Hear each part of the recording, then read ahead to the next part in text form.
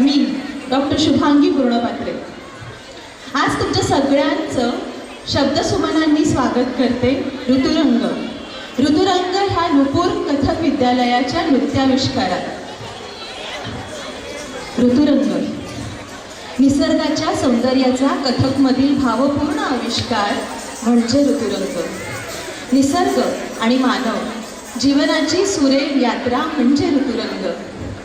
काळाच्या प्रवाहात बदलत जाणाऱ्या जीवनाची सुंदर कलाकृती म्हणजे ऋतुरंग आणि निसर्गाच्या कॅनव्हसवर उमटलेली रंगांची सुंदर कविता म्हणजे ऋतुरंग.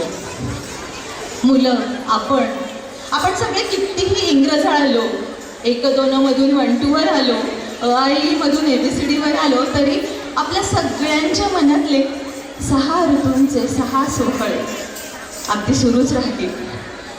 आणि प्रत्येक ऋतूचा एक स्वतःचा थाट आहे, स्वतःचं वातावरण आहे, वेगळा भाव आहे, वेगळा रंग आहे, वेगळी आठवण आहे. मग ती आनंदाची असेल, दुःखी असेल.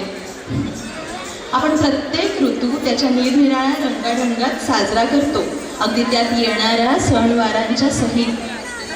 आपल्या वासंतिक शिशिरी वर्षेत भिजलेल्या आणि शरदाच्या चांदण्यात राहणाऱ्या या मनांना घेऊन जाऊ आज ऋतुरंगाच्या हिंदोळ्यावर नुपूर कथक विद्यालयाच्या विद्यार्थिनींसोबत.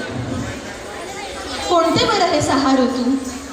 तुमच्यासोबत खूप मुलं असतील आणि त्यांना सगळ्यांना प्रश्न पडत असेल, 6 ऋतू 6?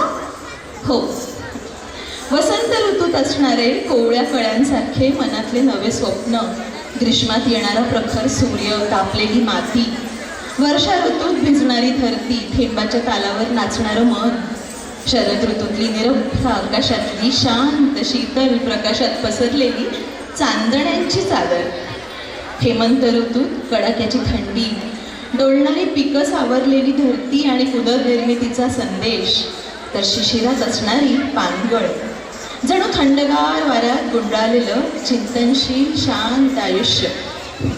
आणि पुन्हा निसर्ग नियमानं येणारा वसंत. जणू आपल्याला हे ऋतुचक्र शिकवतंय, काहीच शाश्वत नसतं.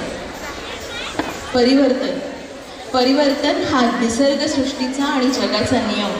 आज जे आहे ते उद्या नसेल आणि उद्या जे असेल त्याची चाहूल जरी आज नसली तरी ते कैक पटीने छान असेल.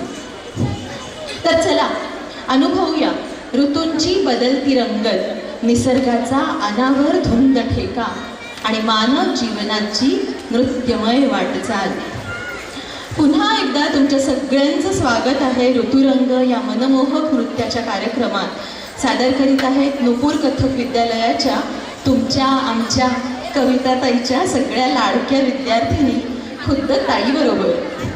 सुरुवात करतोय आपण वसंत ऋतूने.